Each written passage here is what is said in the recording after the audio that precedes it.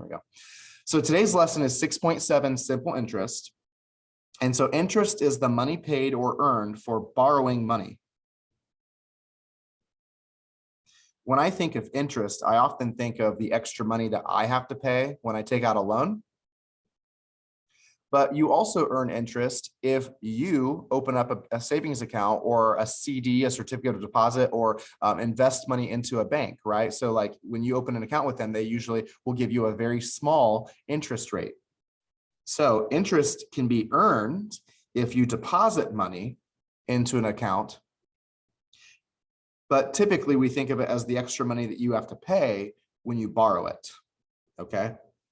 So the amount of money that you borrow or deposit is called the principal. Okay, see, these are some vocab words we're going to have to know. Interest is the extra fee that you have to pay for borrowing money, or the fee that the bank pays you if they borrow your money. Principal is the amount of money that you originally had in the account, so the amount of money that you borrowed or deposited. Simple interest, then, is money paid or earned only on the principal. There's another kind of interest called compound interest. Compound interest is the kind of interest that credit card companies use. So we're going to talk about credit cards today. You can really get yourself into trouble if you're not paying off your credit card balances, because the interest is compounded monthly. And it's not simple interest, it's compounded interest, which means it's done more frequently. And so people that are in credit card debt really get into a lot more debt more quickly if they don't pay off their credit cards. Okay, so simple interest, though, is the kind of interest that you would pay on a car loan or on a mortgage. A mortgage is a home that you would take out on your house. So if you were thinking, why would anyone borrow money? Just pay it off right there on the spot. Well, there are purchases like cars and homes that you typically don't have all that money for right away. And so what will happen is, for example, if you buy a $100,000 house, you'll have to pay monthly payments on that house. And not only are you going to pay back the $100,000 that the house costs, but you're also going to pay back several thousands, probably tens of thousands in interest for that house. And that's how they're going to make money off of you. We talked about how companies mark up prices so they can make money off of you. Like if they buy a shirt and then they mark it up so they can make more money. That's how the banks and that's how these other lending companies make money, is they'll give you the $100,000 for the house, but they're not just going to accept $100,000 back. They're going to want more money back. Even if you borrow a car, not borrow a car, pay for a car and you borrow money, maybe it's $5,000 for that used vehicle you got, you're still going to have to pay interest back on that. So let's talk about simple interest. The simple interest formula is I equals PRT, or the IPERT equation, or the IPERT formula. I equals PRT. I stands for interest, which we've already talked about is the fee for borrowing money. And then we've got the principal, P for principal. Principal, we just said, is the amount of money that you're borrowing or invested. So if you open up an account with a bank, however much money you started with, however much money you're putting in is the principal. Or if you borrow a loan, the amount of the loan, the amount that you borrowed, is also called the principal. R stands for rate, and the rate is the percent that's charged or earned, because you can earn interest, but you have to write it in decimal form. Just like we've done all of our other problems, when they give us a percent, so we can use our calculators, we have to write it as a decimal. And then T stands for time, and time is measured in years. It's the length of the loan in years, always years. So if they give you a problem, and we're going to see one in a moment, and you'll see some on tomorrow's homework where they give it to you measured in months, we have to convert those months into years because the formula only uses years. So I, interest, P, principal, R for percent rate or rate as a percent, and then T for time. On your homework problems for part 1 of the 6.7 homework tonight, you are only going to be asked to find the interest and the account balance. So let's start with let's be on the receiving end of the interest, right? We're putting money into the bank. So we're going to earn interest here. It says you put $500 into a savings account. The account earns 3% simple interest per year. That's a huge, I'll be honest, banks typically don't give you that high of a percent rate when you're putting money into the bank. Part A, what is the interest earned after 3 years? And part B, what is the balance after 3 years? So let's start maybe underlining or identifying the numbers they're giving us. When it says that you put $500 into an account, that $500 is our principal. That's our starting amount. Okay, that's how much money we're putting in. That's the principal. It says the account earns 3% simple interest. So that's not I, even though it says interest right there. The percent is your rate. So remember that R is the percent that they're charging you, but we have to write it in decimal form, and we'll do that here in a second. And then 3 years is our time. It's the length of the loan. So part A says, what is the interest? Basically, what is I going to be? So we need to find out what I is, okay? So I'm going to highlight here. We've got our time in years, our principal, which is a dollar amount, our interest rate, which is a percent, and then we have our unknown interest that we're going to have to find, which is also a dollar amount. So here's your simple interest formula. I equals PRT. We are going to just replace the letters, the variables of that formula with the numbers from our problem, except we don't know what I is. So we have to leave I as I for right now. I equals. P, R, and T are all squeezed together right there because they're all being multiplied together, okay? So the principal is 500 times the interest rate, which is 3%. Now, can someone tell me what 3% would be as a decimal? Go ahead and shout it out. 0.3. 0.03. Not 0.3. 0.3 would be 30%. We've got to move the decimal twice. 0.03. There you go. Yep, got to be a 0. Yep. So 0.03. If you use 3, so if you don't change it into a percent, into a decimal, it will throw your answer off by quite a bit. So we're going to use 0.03 for 3%, and then our time is 3 years. And guys, that's it. We just have to write that down and then let our calculators do the rest. So the interest on this loan is 500 times 0.03 times 3. And that's going to give us I to be equal to, and I is an interest amount, $45. So we'd have to pay we wouldn't pay. The bank's going to pay us $45 if we let our interest, and that's if we keep it at $500. If we put more money in, the principal will change, right? But if we keep it at $500 in 3 years, when we come back, we'll have earned $45 in interest. So part A of this problem says, what is the interest? We're done with that. Part B of this problem says, what is the balance then? Well, when I go back after 3 years and I've earned $45 in interest, what is the bank going to tell me? How much money are they going to tell me is actually in the account now? Because if they said $45 is in the account, I'm going to freak out because I had $500 in there originally. What is the bank going to tell me is in the account? 545. Yeah, exactly. Nice job. Yeah. So we're just going to add the $500, which was our principal, the amount of money that we started with, and then just add that interest amount onto it. And that's going to give us $545 for our account balance. So when you find the interest, add it on to the principal, and that's going to give you your account balance. So for a lot of your homework questions tonight, it's going to say, what is the interest? And then part 2 of the question is going to say, what's the account balance? Just add your interest on to the principal. Okay. Now there's a part B for this problem. It says, what is the account balance after 9 months? So what if instead of leaving the money in there for 3 years, we only left it in there for 9 months? Well, you probably would expect the interest to be a lot lower. We're not going to earn as much money because we didn't leave it in the account for as long. Okay, so this is literally the same problem, except I have to change one of the numbers. So I'm going to copy and paste the previous formula that I just used,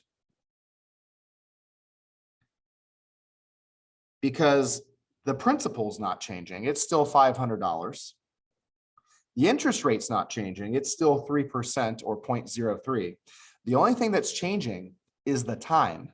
So I want you to erase the 3, and we're going to have to replace it with 9 months. Now, here's the trick, though. You can't just put 9 into the formula, because time is supposed to be measured in years. Well, they gave us months. How many months are in a year? 12. 12. Yeah. So when it says you're only going to leave it in there for 9 months, that means you're going to leave it in for 9/12 of a year. Does that make sense? Since 9 months out of 12 would be a full year. So this is just a fraction of a year, 9 months. And so what we're going to do is we're going to turn that into a decimal. Now, if you know that 9/12 reduces to 3/4, you probably already know what this decimal is, because 3/4 is the decimal 0.75. So instead of using 3 years like we did in the last problem, we're going to change our time to 0.75, because 9 months is 3/4 of a year. So we'll just write 3/4 as a decimal. And we're just going to recalculate this. 500 times 0.03 times 0.75, because it's only 9 months, is going to give us an interest of only $11.25. That's because I didn't leave it in as long, right? So I'm not going to earn as much interest back. So we still need to answer the question. When it says, what is the account balance? Well, take the $500 we borrowed. We're only adding $11.25 interest onto this. And so our account balance is only going to be $511.25. We're just going to add those amounts together in the same way that we added these amounts together in our previous problem. So even though it's one problem, it's really 2 different ones, because they had us change the time, because they were asking for the second part. For part C, they're just asking how much would be in your account just after 9 months.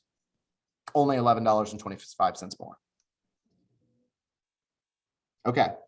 So let's talk about debt then, because even though this problem was about us investing money and giving it to the bank and opening up a savings account, most of the time when I think of interest, I think of it as the amount of extra money I'm going to have to pay, not the money that the bank will pay me. So let's talk about credit cards. Credit cards can be scary things for people who don't know how to use them, because people can get into credit card debt very easily. In fact, it says here, and I found this astonishing, the typical household that has credit card debt, on average, that means there are some people that are way above this, on average owes about $16,000 in credit card debt. That's insane. That's because credit card debt is compounded monthly, not simple interest. So it gets compounded a lot more frequently. And so it's going to increase at a much, much faster rate. Okay.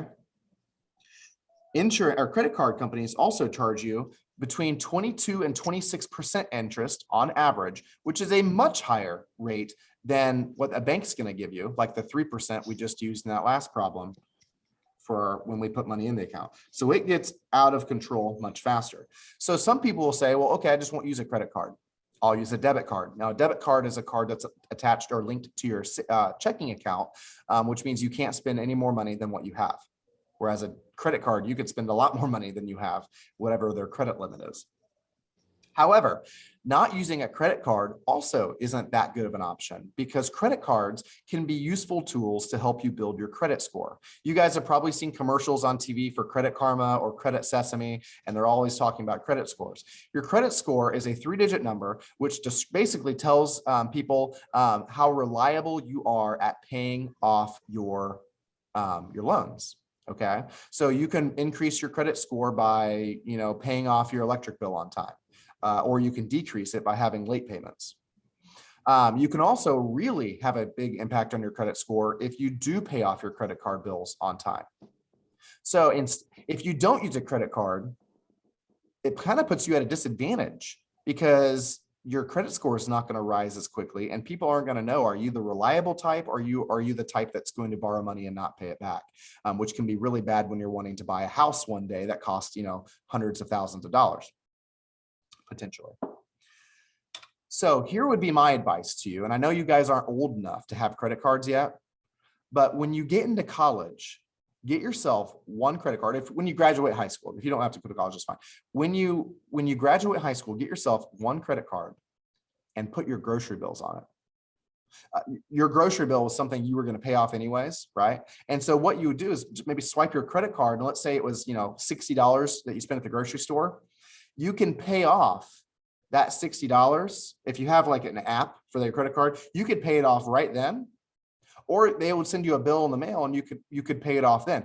If you pay off the amount of money on your credit card at the end of the month, there's no interest. It's interest free. The advantage to doing that is also not only you building your credit score, but you can earn double rewards points or cash back, or you name it. You've seen these credit card commercials. They're always offering cash back and stuff. So a lot of people will do that. And that's a good way of starting off and building up your credit score. What you don't want to do is get a credit card, put a $1,500 laptop on there, and then not be able to pay it off because it's going to turn a $1,500 laptop into a $4,000 laptop if you don't make those interest payments. If you don't make those payments. So as long as you pay off what's on your credit card by the end of the month, there is no interest on it. And so that's why credit cards can be helpful tools, or they can be, ways for people to get stuck in debt. Because as you see, people who use credit cards who don't know how to use them are really in debt. Okay. So I would ask your parents about that when you get older, and maybe they can help you pick out which credit card you could use just to, put your gas money on or put your grocery bills, whatever it is. Okay. And then we have the kind of debt that the United States is in. So I found this website called the US Debt Calculator website. Let me share it with you. You can see live in real time what the debt is of the United States. And so right here over in the top left corner, you can see we are almost $30 trillion in debt as a country. You've got your hundreds, your thousands, your millions, your billions, and then 29.8 or $29.9 trillion in credit card debt. Okay, so this is you can go to this website if you want to check it out. US Debt Clock is a way you could check this. It's constantly changing. And you can see just how many thousands of dollars we're borrowing every second as a country. Yeah, our textbook is a little outdated. This says $16 trillion in debt. That was before COVID, right? When we had all these bailouts, and people getting the assistant checks. So now our country is really in debt, and so we're going to have to find a way to pay that off. Okay. Now, fortunately, we as individuals aren't $30 trillion in debt. And so our next type of problem we're going to look at is, we looked at a problem already that said we were opening up a savings account. Well, what happens then if you're the one borrowing the money? Well, there's one thing I notice about this loan. I'm already getting a much worse interest rate, because the higher the interest rate, the more interest that you're going to have to pay. And so when you borrow money from a bank, they're not going to give you as much of an interest rate or as good of an interest rate as you get when you send money into, let me rephrase this. When you put money in the account, they're going to give you a much lower interest rate because they don't want to pay you money. But if you borrow money from them, all of a sudden it flips around and they give you a much higher interest rate because they want you to pay more money. So it's not always very nice how they do that, but that's just how it works. And so the way that I'm going to solve this problem is exactly the same. You borrow $600 to buy a violin. The simple interest rate is 15%. Part A, you pay off the loan in 5 years. How much will you pay for the loan? And part B, will you save any? And how much will you save if you just paid off in 2 years? Okay, so let's read through this. We have the amount of money that we're borrowing, whether it's being borrowed or invested, that is going to be your principal, so your P. We also have the interest rate of 15%. So whenever you see that percent, you know that's your R, and we're going to have to write that as a decimal. And then it says our loan here is for 5 years, and so that's our T, 5 years. So when it says how much will you pay for the loan, we're going to have to know how much interest we're going to pay. So we're going to do this problem the exact same way we did the last problem. We don't know what the interest is because they didn't give it to us. So I equals P, which is $600, times R, which is 0.15 as a decimal. Got to move that decimal backwards twice. Don't write it as 15. It will throw your answer off. Times T, which is 5. Use our calculator, multiply this out. $600 principal times 0.15 interest rate for 5 years should give us an interest rate or an interest amount of $450, which is crazy because at that price, you're practically buying 2 violins, right? If you borrow $600, we have yet to answer the question, by the way. If you borrow $600, not only are you going to have to pay the $600 that you borrowed back, but with this 15% interest loan for 5 years, you're going to have to pay back the additional $450 in interest. So how much are you actually paying for that violin? $1,050. That's right, $1,050. So one violin ends up costing you almost the price of 2. Because we had 15% interest. So you could say, well, I'll just wait to buy it when I have $600. Okay, that will save you from paying any interest. Or one thing that would really help is instead of letting the loan last for a total of 5 years, just shorten the length of the loan. You can't lower the interest rate because that's determined by the bank, but you can lower the amount of time it takes you to pay it back. That's going to mean bigger monthly payments, but it means I'm paying a lot less interest. So now for part B, we're going to do the same problem again, but we're going to change our time to 2 years instead of 5. So I'm going to copy and paste this formula that we just used.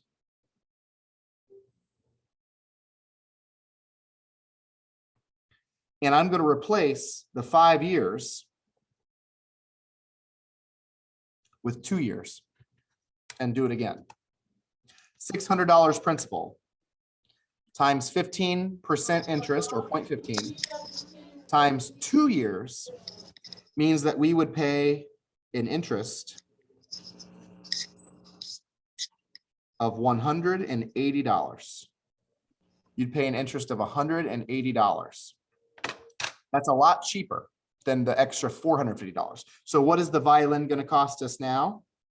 Well, if we pay it off in 2 years, we'll pay back the $600 we borrowed plus $180 in interest, and that's going to make the violin $780 instead of $1,050, which is a huge decrease in price. So to answer their question here, when it says how much money will you save? Well, instead of the violin costing you $1,050, it costs you $780, and that's a difference of $270 saved just by shortening the amount of the loan from 5 years to 2 years. So shaving 3 years off the loan saves us $270 off the price of that violin. And that is where we're going to stop because we're halfway through for today. So tomorrow on all tonight's homework, let me get this first. On all of your homework tonight, you are going to be asked questions where you have to find I, which is the interest, and then find either the account balance or the amount paid on a loan. And you do those the same way. You add the interest with the principal. It's the same type of question, okay? Tomorrow, I'm going to show you how to find R and T, okay? So we'll find the other parts of the interest equation. So for tonight, just before you leave, make sure you are turning in the 6.6 homework and let me know if you have homework questions on that. We can arrange a time to Zoom or chat during your SLT period. And then start the part 1 homework on 6.7. Again, there's 2 6.7 homeworks. You're only going to do the one that says part 1 that's due on Thursday. I think this one's like 9 or 10 homework questions.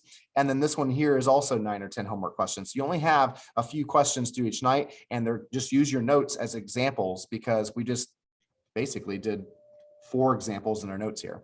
If you have questions, let me know, and you guys are dismissed. Have a great day.